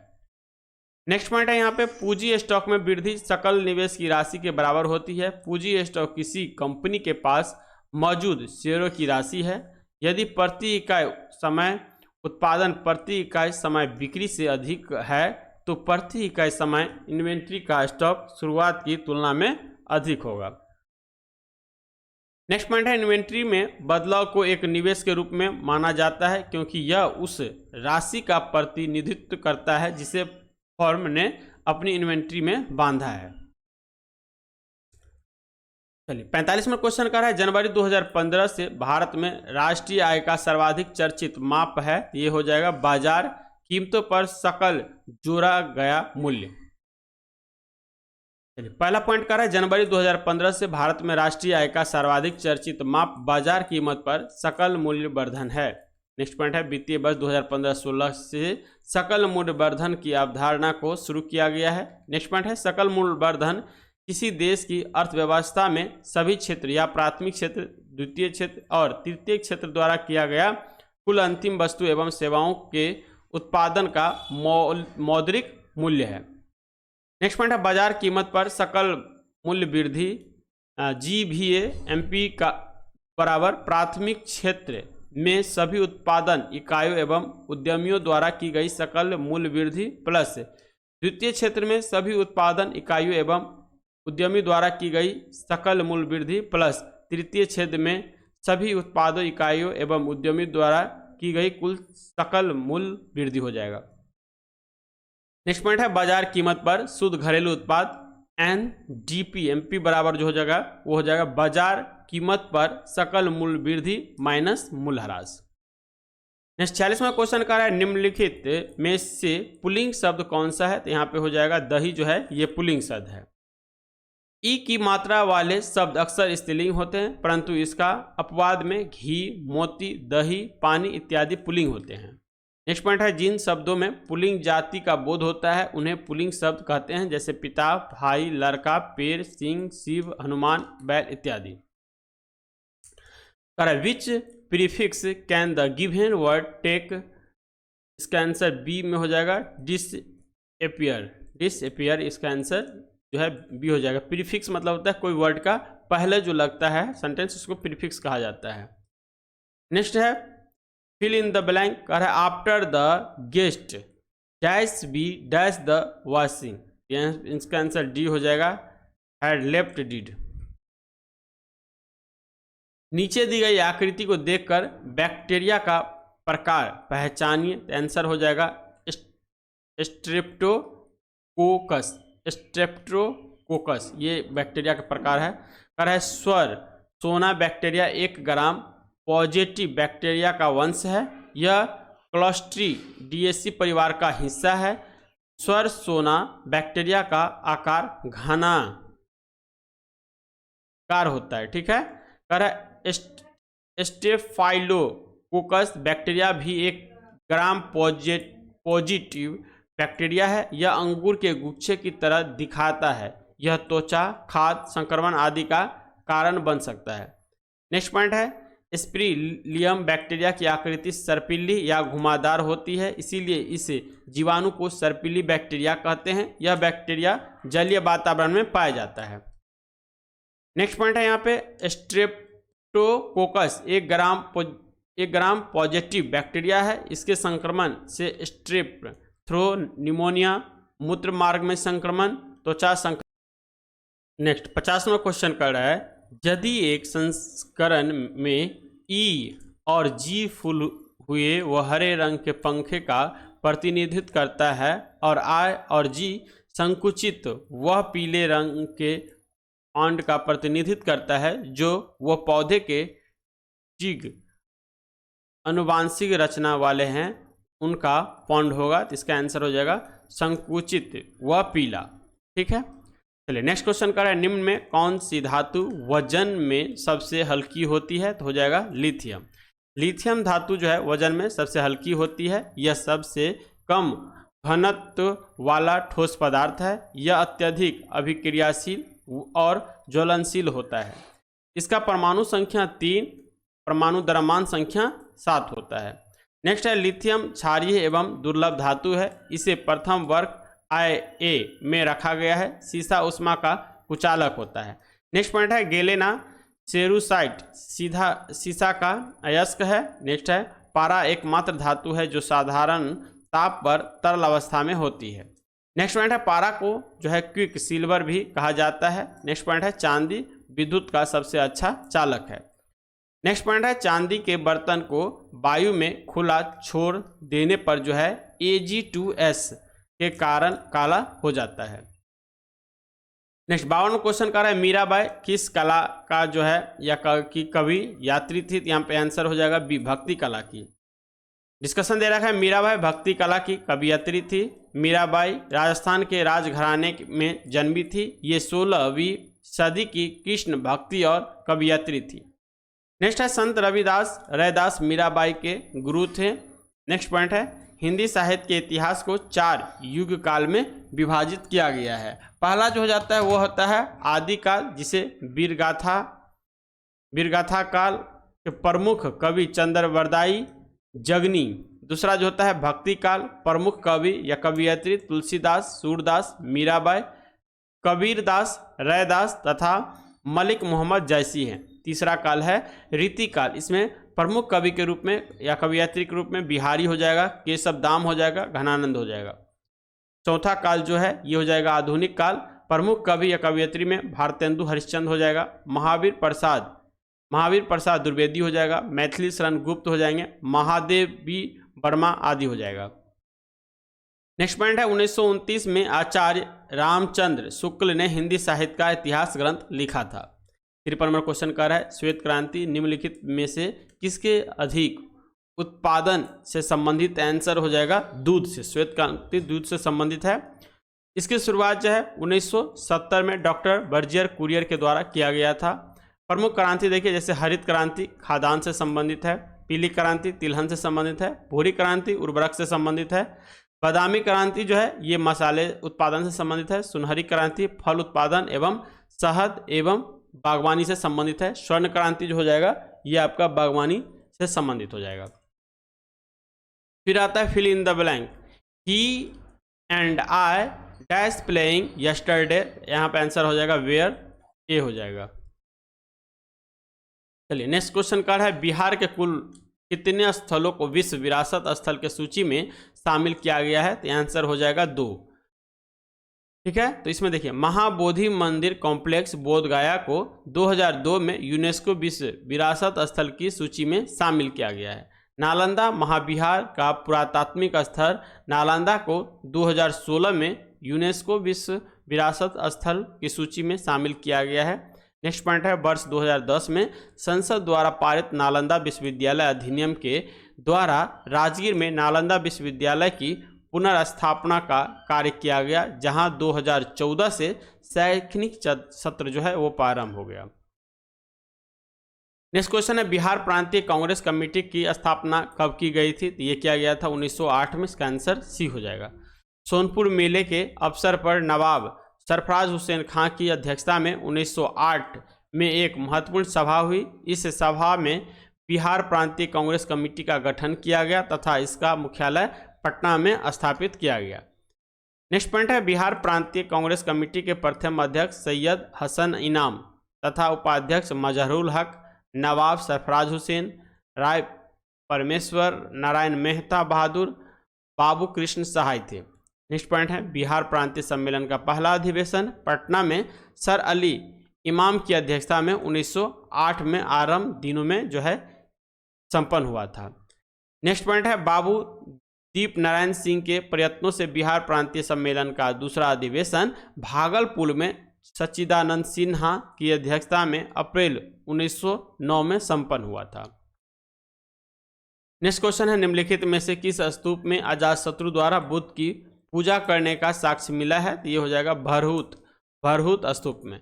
भरहुत बौद्ध स्थल मध्य प्रदेश के सतना जिले में अवस्थित है। भरहुत स्तूप की खोज सन 1873 ईस्वी में अलेक्जेंडर कनिंघम महोदय ने किया था। नेक्स्ट पॉइंट है भारत स्तंभ में मौर्योत्तर युगीन कला स्पष्ट रूप से दृष्टिगोचर होता है। इस स्तूप में स्तंभों पर मगध का राजा अजातशत्रु तथा कौशल का राजा प्रसेनजीत को बुद्ध की पूजा करते दिखाया गया है। नेक्स्ट क्वेश्चन है पीटर मुंडी के अनुसार मुगल काल में सर्वश्रेष्ठ गवर्नर के रूप में बिहार का नेतृत्व किसने किया था? तो आंसर हो जाएगा मिर्जा सैफी के द्वारा। पीटर मुंडी जो वर्ष 1632 ईस्वी में पटना आए थे के अनुसार मिर्जा सैफी बिहार के सर्वश्रेष्ठ मुगल गवर्नर थे। नेक्स्ट पॉइंट है शाहजहां के सिंहासन पर बैठने के बाद खान ए आलम को बिहार का गवर्नर नियुक्त किया गया था। नेक्स्ट पॉइंट है वह एक अकुशल गवर्नर था और 1 वर्ष के भीतर ही उसे पद से हटा दिया गया। नेक्स्ट पॉइंट है मिर्जा सैफ ने खान ए आलम की स्थान लिया था। 59वां क्वेश्चन कर रहा है बिहार में कुल कितने जल विद्युत परियोजना चालू हैं? आंसर हो जाएगा 13। ठीक है, बिहार में कुल 13 जल विद्युत परियोजना चालू है जिनकी कुल उत्पादन क्षमता 54.3 मेगावाट है। वर्तमान में 11 जल विद्युत परियोजनाएं जो है वो प्रक्रियाधीन हैं जिनकी उत्पादन क्षमता 9.3 मेगावाट है। पहला जो है जल विद्युत परियोजना ये सुपौल जो कि 19.2 मेगावाट है। पूर्वी गंडक नहर पश्चिमी चंपारण में है। सोन पश्चिमी नहर रोहतास में है। सोन पूर्वी नहर औरंगाबाद में है। त्रिवेणी नहर जो है ये पश्चिमी चंपारण में है। नेक्स्ट है ढेलाबाग लघु विद्युत जल विद्युत परियोजना रोहतास में है। नासिरगंज लघु जल विद्युत परियोजना रोहतास में है। जयनगरा लघु जल विद्युत परियोजना ये रोहतास में है। सेवारी लघु जल विद्युत परियोजना रोहतास में है। नेक्स्ट है अगनूर लघु जल विद्युत परियोजना अलवर में है। बेलसार लघु जल विद्युत परियोजना अलवर में है। सिरखंडी लघु जल परियोजना जो है ये रोहतास में है। अरवल लघु जल विद्युत परियोजना अरवल में है। नेक्स्ट है संपत्ति का अधिकार। अब एक है तो ये कानूनी अधिकार हो जाता है। संपत्ति का अधिकार अब एक कानूनी अधिकार है। 44वें संविधान संशोधन 1978 के द्वारा इसे कानून अधिकार के अंतर्गत रखा गया है। इसे भाग 12 के अनुच्छेद 300 क में विधिक कानूनी अधिकार के अंतर्गत रखा गया है। नेक्स्ट पॉइंट है मौलिक अधिकार का वर्णन भाग 3 में 12 से 35 में है। तो इसमें देखिए उसमें जो दिया गया है तो कितना दिया गया 6 मौलिक अधिकार। शुरू में था 7 अब हो गया है 6। तो पहला आता है समता या समानता का अधिकार अनुच्छेद 14 से 18 है। स्वतंत्रता का अधिकार 19 से 22 है। शोषण के विरुद्ध अधिकार 23 से 24 है। धार्मिक स्वतंत्रता का अधिकार अनुच्छेद 25 से 28 है। संस्कृति और शिक्षा संबंधी अधिकार 29 से 30 है। संवैधानिक उपचारों का अधिकार अनुच्छेद 32 है। मूल संविधान में 7 मौलिक अधिकार थे, वर्तमान में 6 मौलिक अधिकार हैं। चलिए नेक्स्ट क्वेश्चन का है निम्नलिखित में युधिष्ठिर का सही संधि विच्छेद होगा। ये हो जाए युधि प्लस स्थिर। युधिष्ठिर का सही संधि विच्छेद होगा युधि प्लस स्थिर होगा। अन्य सभी विकल्प क्या है असंगत है। अब कुछ दे रखा है यानी प्रतिष्ठा प्रतिष्ठा, अभिषेक अभिषेक, दिक् जोर गज दिग्गज, उत जोर घाटन उद्घाटन, उत जोर नति उन्नति, बिक जोर चिंत यानी किम जोर चिंत किंचित, सम जो पूर्ण बराबर संपूर्ण, सम्य जोर सय बराबर संशय, उत जोर चारण बराबर उच्चारण, तत् जोरलीन बराबर तत्कालीन। इसी तरह से संधि विच्छेद दे रखा है। नेक्स्ट 62वां क्वेश्चन कर है प्रतिध्वनि सुनाई देती है। ये हो जाएगा ध्वनि तरंगे के परावर्तन के कारण जो है प्रतिध्वनि सुनाई देती है। प्रतिध्वनि सुनाई देने के लिए स्रोत एवं परावर्तक सतह की न्यूनतम दूरी 17 मीटर होनी चाहिए। ध्वनि जो है अनुदैर्घ्य तरंगे होती है। ध्वनि के लक्षण तीव्रता, त्वरत और गुणवत्ता है। जब ध्वनि एक माध्यम से दूसरे माध्यम में जाती है तो ध्वनि की चाल एवं तरंगदैर्घ्य बदल जाती है जबकि आवृत्ति अपरिवर्तित रहती है। नेक्स्ट पॉइंट है हीरा पूर्ण आंतरिक परावर्तन के कारण चमकता है। प्रिज्म में प्रकाश के विभिन्न रंगों का विभाजन वर्ण विक्षेपण के कारण होता है। नेक्स्ट पॉइंट है प्रकाश के अपवर्तन के कारण तारे टिमटिमाते हुए प्रतीत होते हैं या नदी में जो क्षर होता है वो हल्का उठा हुआ प्रतीत होता है। नेक्स्ट 63वां क्वेश्चन कर है एक आयत का क्षेत्रफल निकालने का फॉर्मूला क्या हो जाएगा? तो इसका L × D होता है। ठीक है, यहाँ पे इसका आंसर D हो जाएगा। भारत का सीमा जो है भारत के स्थल सीमा की कुल लंबाई कितनी है? तो आंसर हो जाएगा 15,000 15,200 है। ठीक है, यहाँ पे देखिए भारत की स्थल सीमा की कुल लंबाई 15,200 किलोमीटर है। इसके मुख्य भूमि के तटीय भाग की लंबाई 5,422.6 किलोमीटर है। द्वीपों सहित तटीय भाग की लंबाई 7,516.6 किलोमीटर है। उत्तर से दक्षिण तक का विस्तार 2,214 किलोमीटर है। पूर्व से पश्चिम तक का विस्तार 2,933 किलोमीटर है। इसका क्षेत्र 32,87,263 वर्ग किलोमीटर है। क्षेत्रफल की दृष्टि से विश्व में 7वां जो है सबसे बड़ा देश है। स्थिति में देखिएगा तो 8 डिग्री 4 सेकंड से 37 डिग्री 6 मिनट उत्तरी अक्षांश व 68 डिग्री 7 मिनट से 97 डिग्री 25 मिनट पूर्वी देशांतर है। फिर 65 में मैथ का क्वेश्चन दे रखा है, यदि एक समचतुर्भुज के विकर्णों की लंबाई 6 सेमी तथा 8 सेमी है तो इसकी भुजा, तो आराम से निकल जाएगा, इसका 5 सेमी हो जाएगा आंसर।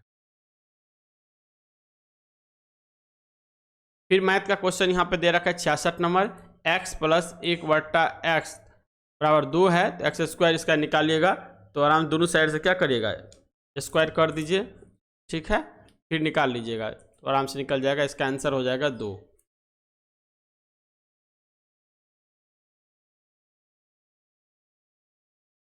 फिर रीजनिंग का क्वेश्चन दे रखा है, निम्नलिखित में से कौन सा संख्या श्रेणी में आते हैं, यहाँ पर देखिए दे रखा है, तो यहाँ पे इसका आंसर जो हो जाएगा ए आंसर हो जाएगा। 68वां क्वेश्चन कर रहा है विदेशी निवेश कहलाती है, ये हो जाएगा बहुराष्ट्रीय निगमों द्वारा किया गया निवेश। बहुराष्ट्रीय निगमों द्वारा किया गया निवेश विदेशी निवेश कहलाता है। नेक्स्ट पॉइंट है बहुराष्ट्रीय निगमों अर्थात एक फर्म या व्यक्ति द्वारा दूसरे देश में स्थित व्यवसायिक गतिविधियों में किया गया निवेश विदेशी निवेश कहलाता है। नेक्स्ट पॉइंट है वित्त वर्ष 2024-25 की पहली छमाही में सरकार के अनुसार 5 सबसे बड़ा विदेशी निवेशकों देशों में भारत में इस प्रकार है। सबसे पहला हो जाएगा मॉरिशस, दूसरा हो जाएगा सिंगापुर, तीसरा हो जाएगा अमेरिका, चौथा नीदरलैंड और पांचवा जो हो जाएगा ये हो जाएगा जापान। चलिए नेक्स्ट क्वेश्चन है KMnO4 के मोलों की संख्या जो अम्लीय विलय में फेरस ऑक्जेलेट के एक मोल के साथ पूर्ण रूप से क्रिया करने के लिए आवश्यक होती है वह हो जाएगा 3/5। यहाँ पे इसका आंसर ए हो जाएगा। कर है KMnO4 के मोल की संख्या जो अम्लीय विलय में फेरस ऑक्जेलेट में के एक मोल के साथ पूर्ण रूप से क्रिया करने के लिए आवश्यक होगी वो होगा 3/4। यहाँ पे ये केमिकल फार्मूला दे रखा है, इसी से ये क्वेश्चन निकलेगा। नेक्स्ट क्वेश्चन है यहाँ पे 70 नंबर, अंतिम मौर्य शासक कौन थे, तो ये हो जाएगा बृहद्रथ थे। ठीक है, अंतिम मौर्य शासक बृहद्रथ था। मौर्य वंश की स्थापना चंद्रगुप्त मौर्य ने किया था। जस्टिस ने चंद्रगुप्त मौर्य को सेंड्रोकोटस कहा, जिसकी पहचान विलियम जोन्स ने चंद्रगुप्त मौर्य के रूप में किया था। नेक्स्ट पॉइंट है विशाखा दत्त कृति मुद्रा राक्षस में चंद्रगुप्त मौर्य के लिए ब्रिसल शब्द का प्रयोग किया गया है। धनानंद को हराने से चाणक्य ने जो है चंद्रगुप्त मौर्य की मदद की और ये मौर्य वंश की स्थापना किया। नेक्स्ट पॉइंट है कौटिल्य द्वारा लिखी पुस्तक अर्थशास्त्र जिसका संबंध राजनीति से है। नेक्स्ट पॉइंट है चंद्रगुप्त ने 305 ईसा पूर्व में सेल्यूकस निकेटर को हराया। नेक्स्ट पॉइंट है चंद्रगुप्त मौर्य ने जैन गुरु भद्रवायु से जैन धर्म की दीक्षा ली।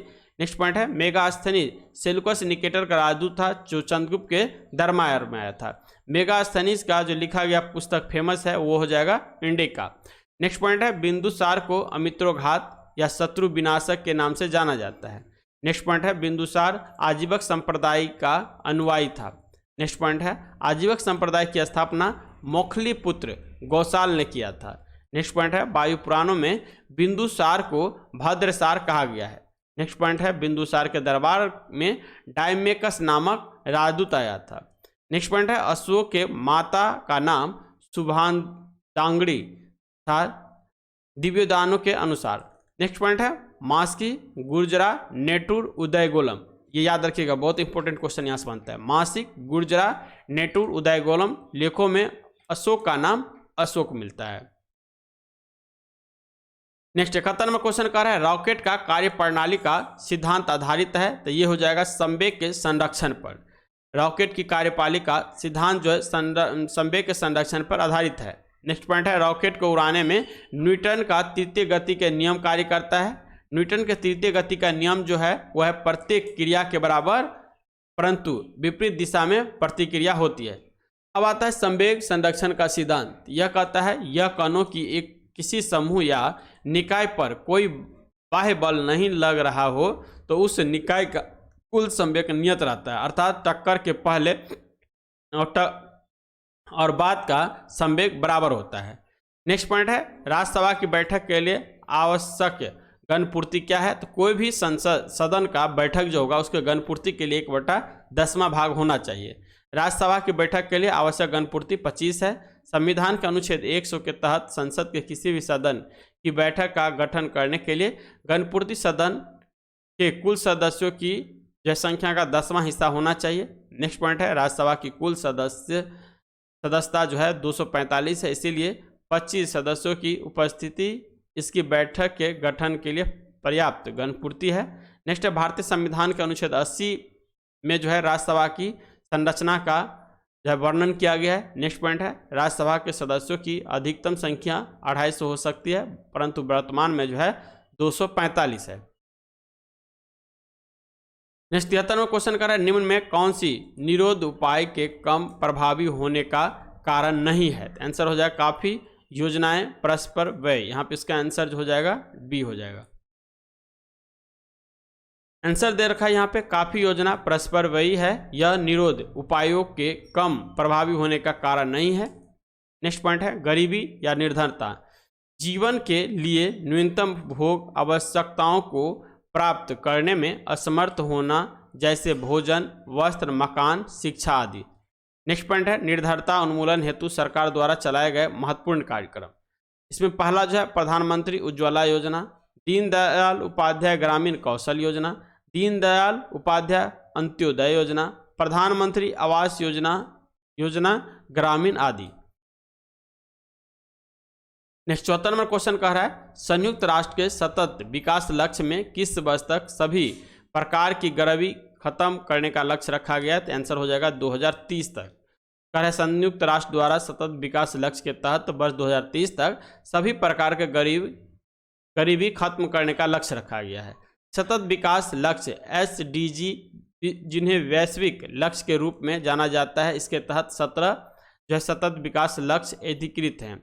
पहला जो है कोई गरीब नहीं हो, दूसरा है शून्य भूख हो, तीसरा है अच्छा स्वास्थ्य एवं खुशहाली हो, चौथा गुणवत्ता की शिक्षा हो, पांचवा लैंगिक समानता हो, छठा स्वच्छ जल एवं स्वच्छता हो, सातवां सस्ती और स्वच्छ ऊर्जा हो, आठवां जो है अच्छा काम और आर्थिक विकास हो, नौवां हो जाएगा उद्योग, नवाचार और बुनियादी ढांचा, उसके बाद 10वां हो जाएगा असमानताओं में कमी, 11वां हो जाएगा टिकाऊ शहर और समुदाय, उसके बाद 12वां हो जाएगा जिम्मेदार उपभोग और उत्पादन, 13वां हो जाएगा जलवायु कार्रवाई, 14वां हो जाएगा पानी के नीचे जीवन, जमीन पर जीवन, नेक्स्ट है शांति, न्याय और मजबूत संस्थाएं, उसके बाद 17वां जो है लक्ष्यों के लिए साझेदारी। अब आता है 75 नंबर क्वेश्चन मानतंग जातक टेक्स्ट की भाषा क्या थी? यहाँ आंसर हो जाएगा पाली। मातंग जातक टेक्स्ट की भाषा पाली है। मातंग जातक एक पाली पाठ है में वह कहानी है जहाँ पिछले जन्म में बोधिसत्व या बुद्ध की पहचान चंडाल के रूप में की जाती है। मातांग जातक कथा से यह सिद्ध होता है कि मातांग एक ऐसा नायक था जिसने ब्राह्मणों को हराया था।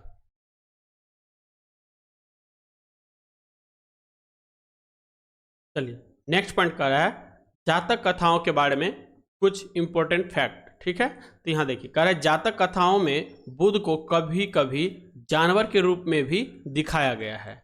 नेक्स्ट पॉइंट है जातक कथाओं को विश्व की सबसे पुरानी लिखित कहानियों में गिना जाता है। नेक्स्ट पॉइंट है इसमें बोधिसत्व नायक के रूप में आदर्श और मार्गदर्शन होता है। नेक्स्ट पॉइंट है जातक कथाओं को बौद्ध धर्म को आम लोगों को समझाने और नैतिक पाठ देने का जो है साधन माना जाता है। नेक्स्ट पॉइंट है जातक का अर्थ जन्म की कहानी या जन्म से संबंधित मुख्य रूप से मानव और पशु दोनों रूप में गौतम के पिछले जन्मों से संबंधित है। 76वां क्वेश्चन कर है निम्नलिखित में से किसने पुष्टि मार्ग सिद्धांत दिया है? तो ये दिया है बल्लभाचार्य के द्वारा। पुष्टि मार्ग का सिद्धांत महाप्रभु बल्लभाचार्य ने दिया था। श्री भद्र बल्लभाचार्य का जन्म जो है 1479 ईस्वी में चंपारण रायपुर मध्य प्रांत में हुआ था। इनके पिता का नाम लक्ष्मण भट्ट तथा माता का नाम इल्मा गारू था। नेक्स्ट पॉइंट है इन्होंने गंगा यमुना संगम के समीप अरेल नामक स्थान पर अपना निवास स्थान बनाया था। नेक्स्ट पॉइंट है 6ठी शताब्दी में भक्ति आंदोलन की शुरुआत तमिल क्षेत्र से हुई जो कर्नाटक और महाराष्ट्र में फैल गई। नेक्स्ट पॉइंट है भक्ति आंदोलन का विकास 12 अलवार वैष्णव संतों और 63 नायरो संतों ने किया था। नेक्स्ट 77वां क्वेश्चन कर है एक आदर्श गैस में अनुदैर्ध्य तरंग की चाल दी जाती है तो हो जाएगा root under P by P. कर एक आदर्श गैस में अनुदैर्ध्य तरंग की चाल ध्वनि की चाल जो है root under P by P दिया हुआ है, यहाँ पे रो कहा जाता है, ठीक है, पी बाय रो। आदर्श गैसों में अनुदैर्ध्य तरंगों की चाल भी बराबर रूट अंडर पी बाय रो हो जाएगा, जहाँ पे ये दिया हुआ है रो माध्यम का घनत्व है। कह इस संबंध को सर्वप्रथम न्यूटन ने स्थापित किया था, अतः इसे न्यूटन का सूत्र भी कहते हैं। नेक्स्ट पॉइंट है ध्वनि निर्वात में गमन नहीं करती है तथा ध्वनि की चाल बढ़ते क्रम में गैस फिर द्रव फिर ठोस, यानी सबसे ज़्यादा जो ध्वनि की चाल होती है वह ठोस में होती है। नेक्स्ट पॉइंट है ध्वनि की चाल सबसे कम गैस में तथा सबसे अधिक ठोस में होती है। ताप और घनत्व बढ़ने पर ध्वनि की चाल जो है बढ़ती है। यहाँ पे दे रखा है माध्यम और चाल। गैस में हो जाएगा वायु में 331 मीटर प्रति सेकंड, वायु में 343 मीटर प्रति सेकंड, हीलियम में 965 मीटर प्रति सेकंड, हाइड्रोजन में 1284 मीटर प्रति सेकंड। उसके बाद द्रव में देखिए तो जल में हो जाएगा 1402 मीटर प्रति सेकंड, फिर जल में यदि 20 डिग्री सेल्सियस रहे तब 1482 मीटर प्रति सेकंड, समुद्र जल में 1522 मीटर प्रति सेकंड। फिर ठोस में देखिए एल्युमिनियम में जो होता है सबसे ज़्यादा 6420 मीटर प्रति सेकंड, कॉपर में तांबा में 3560 मीटर प्रति सेकंड, स्टील में 5941 मीटर प्रति सेकंड, ग्रेफाइट में 6000 मीटर प्रति सेकंड और वल्केनाइजेशन जो होता है रबर उसमें 54 मीटर प्रति सेकंड। निम्न में कौन सा क्रम सापेक्ष साइज को गलत दिखाता है? तो यहाँ पे आंसर हो जाएगा बी, ठीक है। कह रहा है आवर्त में बाएं से दाएं जाने पर परमाणु का आकार त्रिज्या क्रम में घटती है तथा किसी निश्चित वर्ग में ऊपर से नीचे आने पर परमाणु के आकार क्रमशः बढ़ती है। नेक्स्ट आवर्त में बाएं से दाएं जाने पर परमाणु का आकार जो है वह घटता है।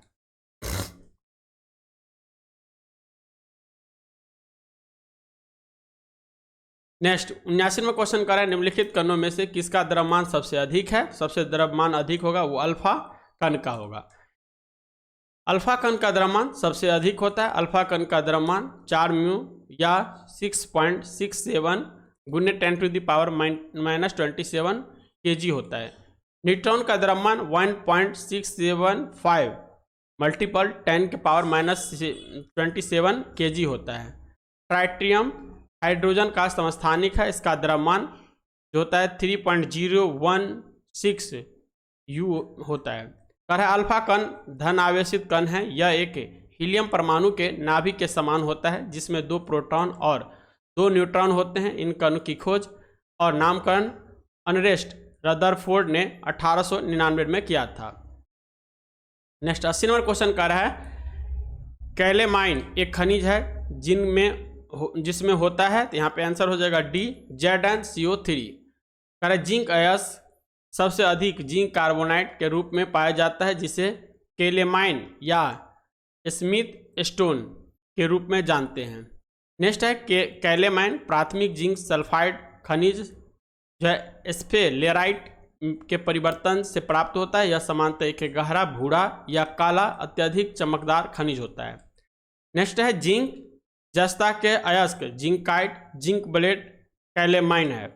नेक्स्ट है जिंक सल्फेट को सफ़ेद थोथा या सफ़ेद कशिश भी कहा जाता है। जिंक ऑक्साइड को फिलॉसफर वुल या जिंक हाइट कहा जाता है। नेक्स्ट पॉइंट है जिंक फॉस्फेट का उपयोग चूहा विष के रूप में होता है। नेक्स्ट पॉइंट है खनिज ऊपर पट्टी में प्राकृतिक रूप से पाए जाने वाले तत्व या यौगिक का जो है खनिज कहते हैं। नेक्स्ट है अयस्क, वे खनिज जिनसे धातु का सुगमता पूर्वक तथा लाभकारी रूप में निष्कासित किया जा सके उसे अयस्क कहा जाता है। अब कुछ अयस्क देख लेते हैं, जैसे जिंक का अयस्क में कैलेमाइन है, जिंक ब्लेड है और जिंकाइट है। सिल्वर का अयस्क में नेटिव सिल्वर है, अर्जेंटाइन है और हॉर्न सिल्वर है। एल्युमिनियम में देखिएगा तो बॉक्साइड है, क्रियोलाइट हो जाएगा, कोर्डम हो जाएगा, डायस्फर हो जाएगा। ये सारे एल्युमिनियम का अयस्क है। सोडियम के अयस्क में आता है sodium chloride, borax, sodium nitrate, Chile, saltpetre. Potassium के अयस्क में पोटासियम क्लोराइड, पोटासियम कार्बोनेट और पोटासियम नाइट्रेट है। नेक्स्ट 81 नंबर क्वेश्चन है, 77 में कौन सी फिल्म फेस्टिवल में निम्नलिखित में से किस भारतीय अभिनेत्री ने अनस्टेड रिगार्ड श्रेणी में सर्वश्रेष्ठ अभिनेत्री का पुरस्कार जीता है? तो आंसर हो जाएगा अनसुईया सेनगुप्ता। अब देखिए यहाँ पे दिया है पामे डी ओर पुरस्कार सर्वश्रेष्ठ फिल्म अनोरा जो कि सीन बेकर का मिला है। सर्वश्रेष्ठ अभिनेता जेसी प्लेमंस, सर्वश्रेष्ठ अभिनेत्री में एमिलिया पेरेज को, सर्वश्रेष्ठ निर्देशक मिगुएल गेम्स को। नेक्स्ट है पायल कपाड़िया निर्देशित फिल्म भारतीय film all we imagine as light ने ग्रैंड प्रिक्स पुरस्कार जीता है। 82वां क्वेश्चन कर रहा है फ्रेंच ओपन टूर्नामेंट 2025 में पुरुष एकल का खिताब निम्नलिखित में से किसने जीता है? तो ये जीता है कार्लोस अल्कराज के द्वारा। फ्रेंच ओपन टूर्नामेंट 2024 में पुरुष एकल का खिताब स्पेन के कार्लोस अल्कराज ने जीता है। उन्होंने फाइनल में जर्मनी के अलेक्जेंडर जेवरेव को हराया था। यह कार्लोस अल्कराज का पहला फ्रेंच ओपन खिताब है और तीसरा ग्रैंड खिताब है। नेक्स्ट है महिला एकल का खिताब ईगा स्विएतेक पोलैंड ने जो है जेस्मिन पाओलिनी इटली को हराकर जीता है। नेक्स्ट है फ्रेंच ओपन दुनिया का सबसे बड़ा क्ले कोर्ट टेनिस टूर्नामेंट है। नेक्स्ट पॉइंट है यह साल के 4 ग्रैंड स्लैम टूर्नामेंट में दूसरा जिसका आयोजन मई के आखिरी और जून के शुरुआत में होता है। अब आता है ओपन ऑस्ट्रेलिया ओपन टेनिस जो होता है वो होता है जनवरी के मध्य में। फ्रेंच ओपन होता है मई के अंत में और जून के शुरुआत में।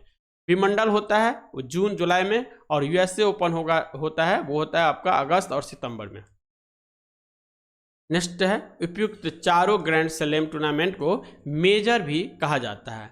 ऑस्ट्रेलियन तथा यूएसए ओपन जो है हार्ड कोर्ट पर खेले जाते हैं, जबकि फ्रेंच ओपन जो है क्ले कोर्ट पे और विमंडल जो होता है वो होता है घास कोर्ट पे खेला जाता है। नेक्स्ट 83वां क्वेश्चन कर रहा है यदि उत्तर पश्चिम दक्षिण बने जाए, दक्षिण पश्चिम पूर्व बन जाए, इस प्रकार अन्य भी तो दक्षिण को क्या कहेंगे? तो यहाँ पे आंसर हो जाएगा उत्तर पूर्व। ये रीजनिंग का क्वेश्चन है। नेक्स्ट क्वेश्चन 84 में बिहार के निम्नलिखित जिलों में कौन सा बिहार के नक्शे पर सर्वाधिक पूर्व में है? तो आंसर हो जाएगा किशनगंज। बिहार के नक्शे पर किशनगंज जिला जो है सर्वाधिक पूर्व में है। कैमूर बिहार का सर्वाधिक पश्चिम जिला है। पश्चिमी चंपारण बिहार के सर्वाधिक उत्तरी जिला है। गया जो है बिहार के सर्वाधिक दक्षिण जिला है। बिहार में कुल 38 जिले हैं। 85वां क्वेश्चन कह रहा है प्रति चुंबकीय पदार्थ की चुंबकीय प्रकृति होती है, तो ये हो जाएगा ऋणात्मक। चुंबक वैसे पदार्थ होते हैं जिनके पास रखे लोहीय पदार्थ उनकी ओर आकर्षित हो जाती है। लगभग 600 BC में एशिया माइनर के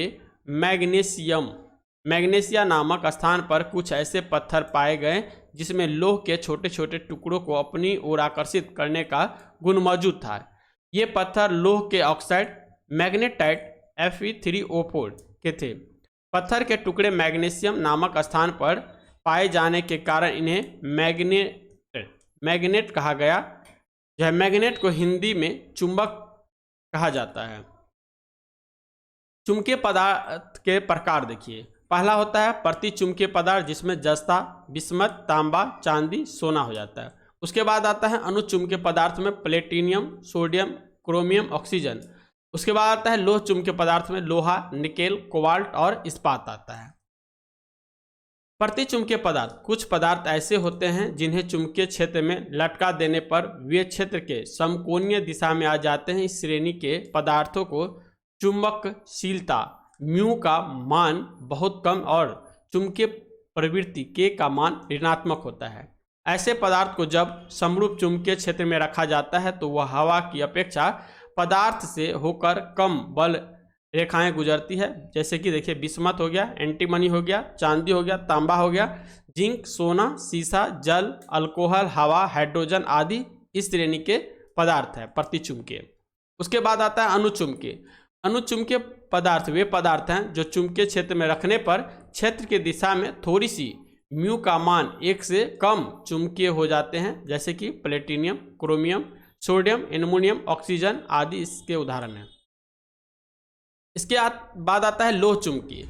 लोह चुंबकीय पदार्थ वे पदार्थ है जो चुंबकीय क्षेत्र में रखने पर क्षेत्र की दिशा में प्रबल रूप से चुंबकत्व हो जाते हैं। जैसे कि लोहा हो गया, निकेल हो गया, कोबाल्ट हो गया, इस्पात हो गया, इसके प्रमुख उदाहरण हैं। चुंबक के प्रकार 2 प्रकार के होते हैं, एक होता है अस्थायी और दूसरा होता है अस्थायी। तो पहला दिया हुआ अस्थायी और दूसरा अस्थायी। तो देख लेते हैं अस्थायी चुंबकीय। नर्म लोहा शीघ्र ही चुंबक बन जाते हैं और शीघ्र ही इसका चुंबकत्व समाप्त भी हो जाता है, इसीलिए अस्थायी चुंबक बनाने के लिए नम्र लोहे का प्रयोग किया जाता है। उदाहरण के लिए विद्युत घंटी, ट्रांसफर कोड, डायनेमो आदि के अस्थायी चुंबक नर्म लोहे के बनाए जाते हैं। उसके बाद आता है अस्थायी चुंबक। फौलाद या इस्पात कठिनता से चुंबक जो है बनता है और कठिनता से ही इसका चुंबकत्व समाप्त होता है। उदाहरण के लिए लाउड स्पीकर, दिक्सूचक, गैल्वेनोमीटर आदि के अस्थायी चुंबक इस्पात के ही बनाए जाते हैं। अब आता है चुंबक के गुण। चुंबक सदैव लोहे के पदार्थों को आकर्षित करता है। चुंबक को तोड़ने पर हमेशा पूर्ण चुंबक प्राप्त जो है होता है। चुंबक में जो है चुंबकीय गुण सदैव ध्रुवों पर ज़्यादा होता है। स्वतंत्र चुंबकीय ध्रुव को कोई अस्तित्व नहीं होता है। किसी चुंबक को पीटने या गर्म करने पर उसकी चुंबकीय शक्ति नष्ट हो जाती है। नोट: चुंबकीय सुई उत्तर की तरफ संकेत करती है। मुक्त रूप से लटकी हुई चुंबकीय सुई का अक्ष भौगोलिक अक्ष के साथ 18 डिग्री का कोण बनाती है। नेक्स्ट 86वां क्वेश्चन कर है 12 जनवरी 2019 तक भारतीय संविधान में कितने संशोधन हो चुके हैं? तो आंसर हो जाएगा 103 संशोधन। ठीक है, कर यह संशोधन समान श्रेणी में आर्थिक रूप से कमजोर वर्ग के लिए आरक्षण की सुविधा प्रदान करती है। 124वां संविधान संशोधन विधेयक 103वां संविधान संशोधन अधिनियम से संबंधित है। नेक्स्ट है तत्कालीन सामाजिक न्याय एवं आधिकारिक मंत्री थावरचंद गहलोत ने 8 जनवरी 2019 को 124वां संविधान संशोधन विधेयक को लोकसभा में पेश किया था। नेक्स्ट पॉइंट है 12 जनवरी 2019 को 124वां संविधान संशोधन विधेयक को राष्ट्रपति की स्वीकृति प्राप्त हुई। इस प्रकार यह 103वां संविधान संशोधन अधिनियम 2019 में बन गया। नेक्स्ट पॉइंट है प्रथम संविधान संशोधन साल 1951 में हुआ था। 9वीं अनुसूची को इस संविधान संशोधन के तहत जोड़ा गया था। नेक्स्ट पॉइंट है भारतीय संविधान में संविधान संशोधन से जुड़े प्रावधान अच्छे 368 में दिए गए हैं। नेक्स्ट पॉइंट है भारत में संविधान में संशोधन करने की शक्ति सिर्फ संसद के पास है। नेक्स्ट पॉइंट है नवंबर 2024 तक भारत के संविधान में 106 संशोधन हुए हैं। नेक्स्ट 87वां क्वेश्चन कर रहा है इस संविधान को अंगीकृत अधिनियम और आत्मपित करते हैं। इस वाक्यांश का उल्लेख संविधान के किस भाग में किया गया है? ये किया गया प्रस्तावना में। कर है प्रसिद्ध न्यायविद व संविधान विशेषज्ञ N.A. पालकीवाला ने प्रस्तावना को संविधान के परिचय पत्र की संज्ञा दी है। नेक्स्ट पॉइंट है भारतीय संविधान की प्रस्तावना का आविर्भाव पंडित जवाहरलाल नेहरू द्वारा 13 दिसंबर 1946 को संविधान सभा में रखे गए उद्देश्य प्रस्ताव से हुआ है। यही कारण है कि भारतीय संविधान की प्रस्तावना को उद्देशिका भी कहा जाता है। नेक्स्ट पॉइंट है प्रस्तावना अमेरिकी संविधान से ली गई है, लेकिन प्रस्तावना की भाग ऑस्ट्रेलिया से ली गई है। देखिए प्रस्तावना अमेरिका से ली गई है, लेकिन प्रस्तावना की भाषा जो है ये ऑस्ट्रेलिया से लिया गया है। नेक्स्ट पॉइंट है 42वें संविधान संशोधन अधिनियम 1976 द्वारा प्रस्तावना में सामाजिक पंथनिरपेक्ष अखंडता शब्द जो है जोड़ा गया था। नेक्स्ट 88वां क्वेश्चन कौन सी संस्था स्टॉक एक्सचेंज को नियमित करने संबंधी कानून बनाने की कमेटी के सुझाव पर विचार विमर्श करती है? तो आंसर हो जाएगा संसद। स्टॉक एक्सचेंज से संबंधित कानून बनाने की कमेटी के सुझाव पर संसद विचार विमर्श करती है। नेक्स्ट पॉइंट है स्टॉक एक्सचेंज एक केंद्रीकृत जो है स्थान है जहां सार्वजनिक रूप से कारोबार करने वाली कंपनी के शेयर खरीदे और बेचे जाते हैं। नेक्स्ट है भारत में स्टॉक एक्सचेंज को सेबी द्वारा नियमित किया जाता है। नेक्स्ट पॉइंट है भारत में प्रमुख 2 स्टॉक एक्सचेंज है, एक जो है national stock exchange of India जिसे NSE कहते हैं, एक है बॉम्बे स्टॉक एक्सचेंज जो कि जिसे BSE कहते हैं। NSE की स्थापना वर्ष 1992 में तथा BSE की स्थापना 1875 में हुई थी। सेबी जो है यह है security exchange board of India. SEBI एक वैधानिक संस्था है जिसकी स्थापना 1988 में हुई थी। इसका मुख्यालय मुंबई में स्थित है। नेक्स्ट पॉइंट है सेबी के प्रमुख कार्य, प्रतिभूति में निवेशकों के हितों की रक्षा करना, प्रतिभूति बाजार के विकास को बढ़ावा देना, विनियम करना तथा उससे संबंधित विषय को निपटाना। नोट है स्टॉक मार्केट तथा सेबी सभी संस्थाओं संसदीय कानून के तहत ही कार्य करती है। नेक्स्ट पॉइंट है निम्नलिखित में से किसमें सबसे ज्यादा न्यूट्रोफिल प्रतिशत में पाया जाता है, तो आंसर हो जाएगा WBC व्हाइट ब्लड सेल। श्वेत रक्त कोशिकाओं में न्यूट्रोफिल सबसे ज्यादा प्रतिशत में पाए जाने वाले कण हैं। न्यूट्रोफिल कोशिकाओं कुल श्वेत रक्त कोशिकाओं की संख्या का 55 से 70% हिस्सा बनाती है।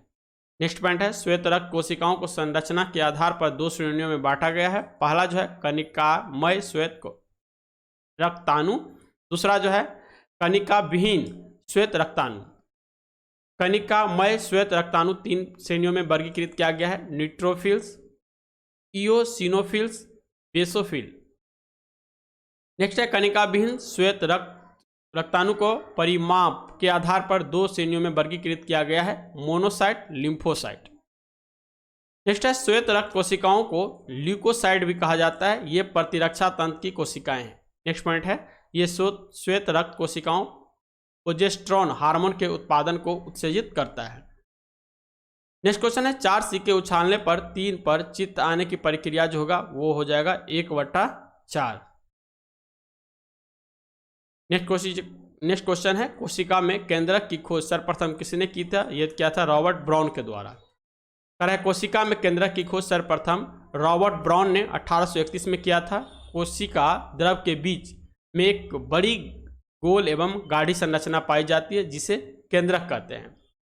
केंद्रक के चारों ओर दोहरी परत की एक झिल्ली होती है जिसे केंद्रक झिल्ली कहते हैं। इसमें अनेक छिद्र होते हैं जिसके द्वारा केंद्रक द्रव एवं कोशिका द्रव के बीच पदार्थों का आदान प्रदान होता है।